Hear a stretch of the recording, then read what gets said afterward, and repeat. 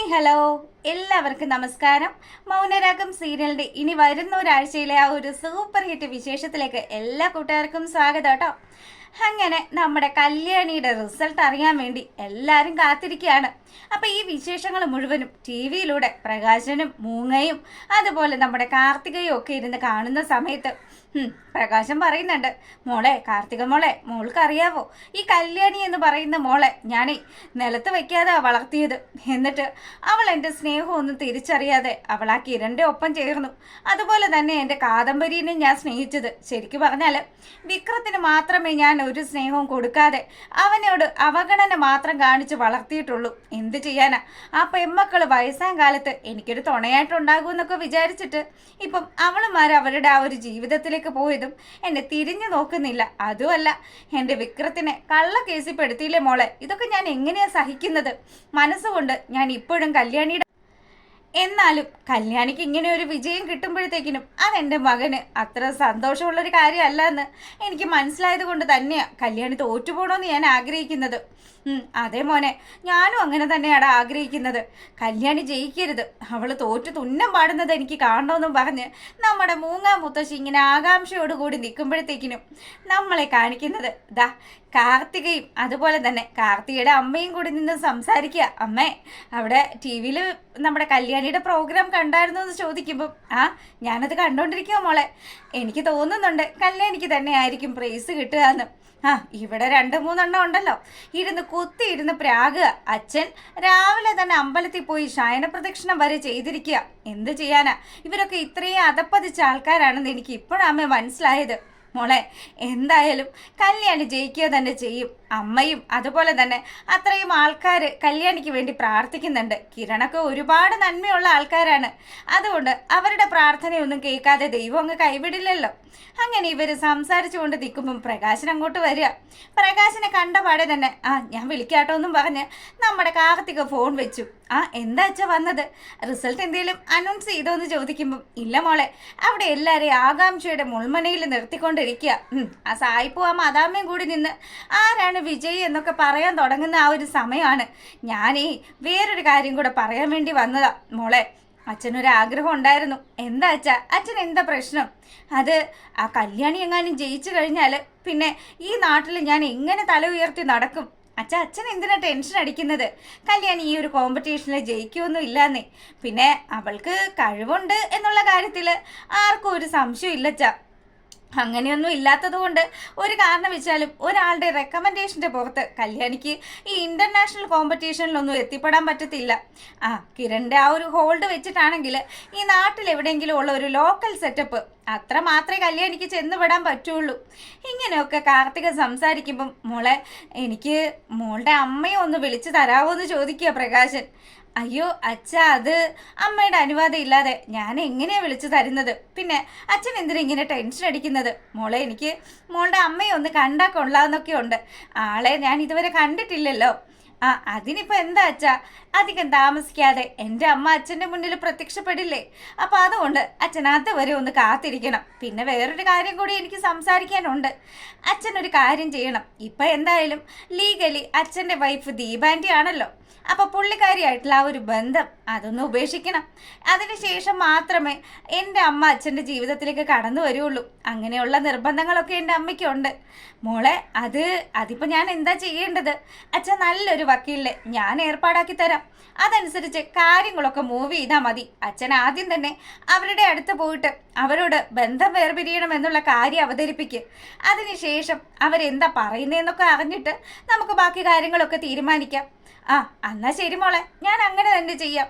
അല്ല, അപ്പം ഞാൻ ദീപയായിട്ടുള്ള ബന്ധം പിരിഞ്ഞു കഴിഞ്ഞാൽ മോളുടെ അമ്മ എൻ്റെ ജീവിതത്തിലേക്ക് വരുമല്ലേ? തീർച്ചയായും വരുവച്ചാ.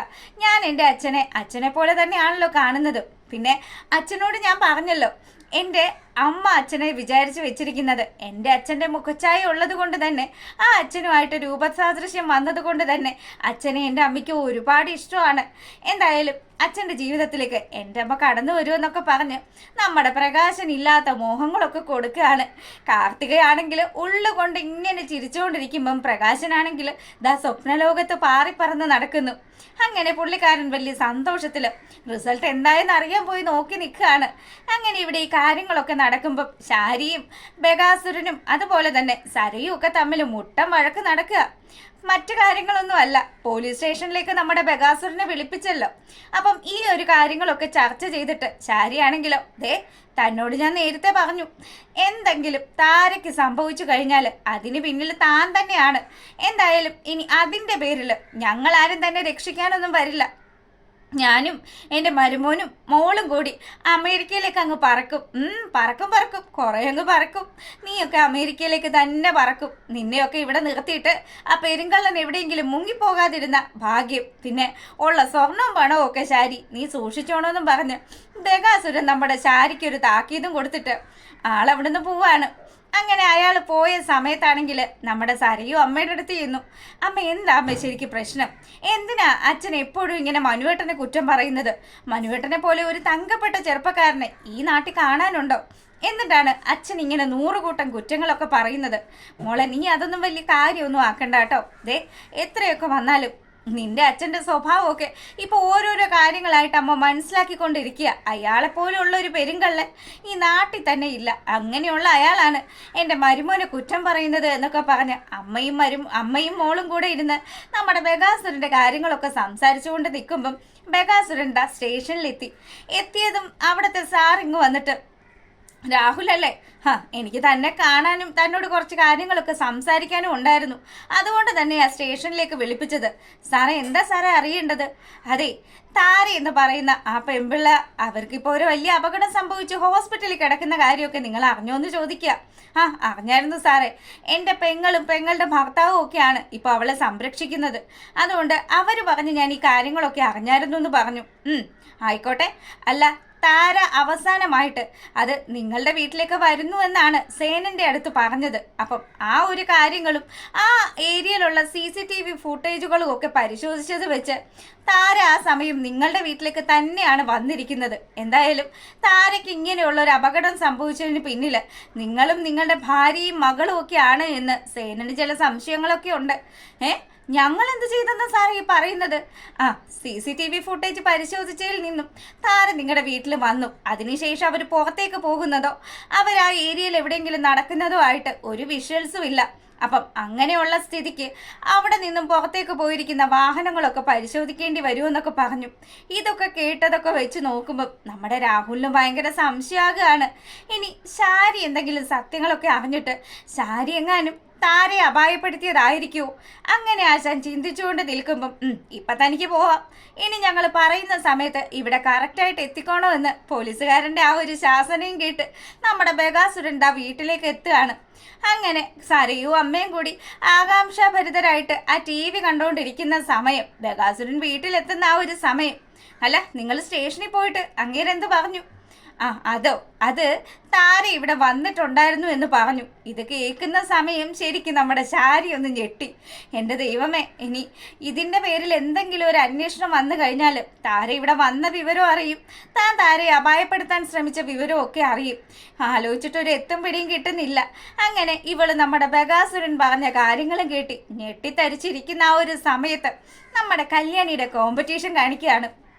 അവിടെ വളരെയധികം പ്രഗത്ഭരായിട്ടുള്ള ആ ഒരു ജഡ്ജിമാരൊക്കെ കൂടി വന്ന് നിന്നിട്ട് ഓരോ പിക്ചറുകളെ കുറിച്ചിട്ടും ചിത്രങ്ങളെ കുറിച്ചിട്ടും നല്ല രീതിയിലൊക്കെ ഇങ്ങനെ സംസാരിച്ചു കൊണ്ട് നിൽക്കുന്ന ആ ഒരു സമയം ചങ്കിടിപ്പോടുകൂടി നമ്മുടെ കല്യാണി ഇങ്ങനെ നിൽക്കുകയാണ്.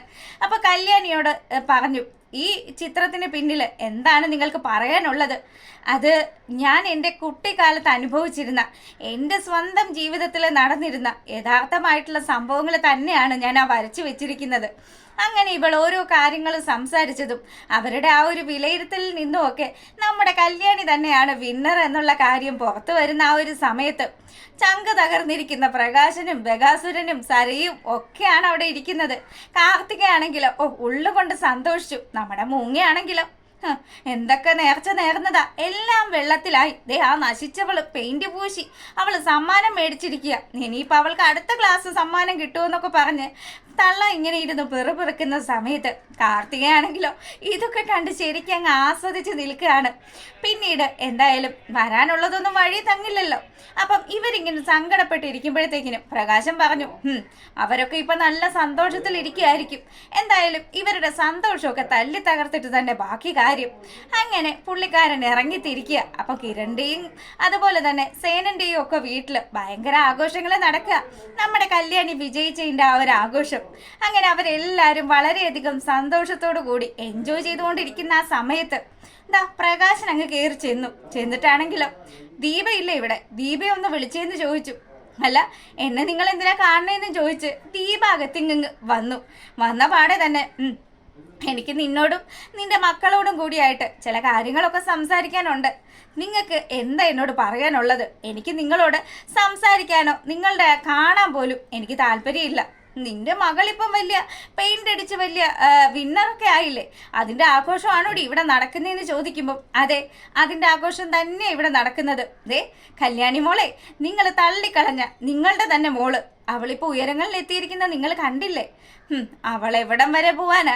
അവളുടെ ജീവിതം പോക്കാണ് എന്നൊക്കെ പറഞ്ഞ് പ്രകാശം വായി വരുന്ന രീതിയിലൊക്കെ സംസാരിച്ചപ്പം കിരൺ അതങ്ങ് കയറിക്കൊണ്ടു. കിരണാണെങ്കിലോ അതെ തന്തപ്പടി, നീ നിൽക്കേണ്ട രീതിക്ക് നിന്നിരുന്നെങ്കിൽ ഇന്ന് നിനക്ക് സന്തോഷമായിട്ട് ജീവിക്കായിരുന്നില്ലേ? അതൊന്നും അല്ലല്ലോ. താൻ പണത്തിനും അതുപോലെ തന്നെ പെമ്മക്കളെയൊക്കെ വെറുത്ത് തൻ്റെ ജീവിതം ഇപ്പൊ ഇങ്ങനെ തൊലച്ച് നിൽക്കുകയല്ലേ? എടാ, ആരുടെ ജീവിതം തൊലച്ചെന്നാ നീ പറയുന്നത്? ഞാൻ കോടീശ്വരനായിട്ട് വരാൻ പോവാ. അത് വല്ലതും നീ അറിയുന്നുണ്ടോ? അതിനു മുന്നേ എനിക്ക് ചില കണക്കുകളൊക്കെ തീർക്കാനുണ്ട്. കണക്കുകളോ? എന്ത് കണക്കുകൾ? ഇത് കേട്ട പാടെ തന്നെ പ്രകാശം പറഞ്ഞു, ദേ ഈ നിൽക്കുന്നവളുണ്ടല്ലോ, ഇവളുടെ കഴുത്തിൽ ഞാനൊരു താലി കെട്ടിയത് ആ ഒരു ബന്ധം ഉണ്ടല്ലോ, ആ ബന്ധം അങ്ങ് അകത്ത് കളയണം. എന്താ അതിന് പറയുക? ഡിവോഴ്സ്. ഡിവോഴ്സ്. ആ ഒരു സംഭവം എനിക്ക് ഇപ്പൊ തന്നെ കിട്ടണമെന്നും പറഞ്ഞിട്ട് പ്രകാശൻ നിന്ന് ഇങ്ങനെ പറഞ്ഞുകൊണ്ട് നിൽക്കുമ്പോഴത്തേക്കിനും ദീപ ഇങ്ങോട്ട് വന്നു. നിങ്ങൾക്ക് ഡിവോഴ്സ് വേണോ അല്ലേ? എപ്പോഴത്തേക്കിനും വേണ്ടി വരും? ഞാനൊന്ന് ആലോചിക്കട്ടെ കേട്ടോ, നിങ്ങൾക്ക് ഡിവോഴ്സ് വേണോ വേണ്ടി എന്നുള്ള കാര്യം. നിങ്ങളുടെ ഈ മട്ടും ഭാവമൊക്കെ കണ്ടിട്ട് നിങ്ങൾ മറ്റൊരു കല്യാണം കഴിക്കാനുള്ള പ്ലാനാണെന്ന് തോന്നുന്നു. എന്തായാലും ഞാൻ ഇനിയിപ്പോൾ വേറെ കല്യാണം കഴിക്കാനൊന്നും ഉദ്ദേശിച്ചിട്ടില്ല. അതുകൊണ്ട് തന്നെ നിങ്ങളും ഇങ്ങനെ തന്നെ ജീവിച്ചാൽ മതി. നിങ്ങളിനി ആരുടെയെങ്കിലും ജീവിതത്തിലേക്ക് കടന്നു ചെന്ന് അവരുടെ ജീവിതം കുളം തോണ്ടുന്നതിലും എത്രയോ നല്ലതാണ് നിങ്ങൾ ഇങ്ങനെ തന്നെ പോകുന്നത്.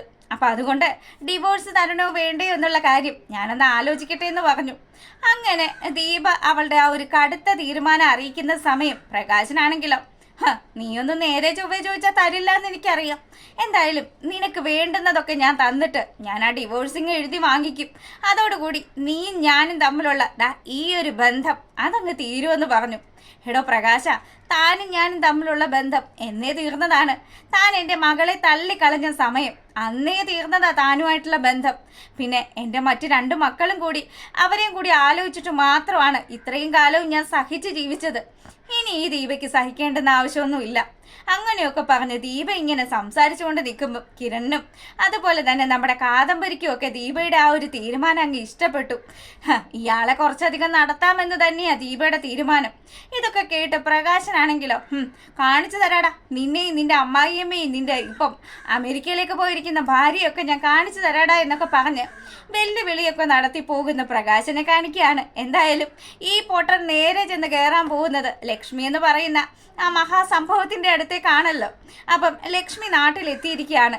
അങ്ങനെ ഞാൻ ഈ നാട്ടിലുണ്ട് എന്നുള്ള രീതിയിൽ ലക്ഷ്മി പലയിടങ്ങളിലും വെച്ച് നമ്മുടെ പ്രകാശന് ചെറുതായിട്ട് മുഖം കൊടുക്കുന്നതും ഒക്കെ കാണിച്ചുകൊണ്ടാണ് ആ ഒരു പ്രമോ വിശേഷം അവസാനിക്കുന്നത്. അപ്പോൾ നിങ്ങൾക്ക് ഇഷ്ടപ്പെട്ടിട്ടുണ്ടെങ്കിൽ ഒന്ന് ലൈക്ക് ചെയ്തേക്കണം കേട്ടോ. എല്ലാവർക്കും നല്ലൊരു ശനിയാഴ്ചയൊക്കെ ആശംസിച്ചുകൊണ്ട് വീഡിയോ വൈൻഡപ്പ് ചെയ്യാണ്. അപ്പോൾ ഓക്കെ, താങ്ക്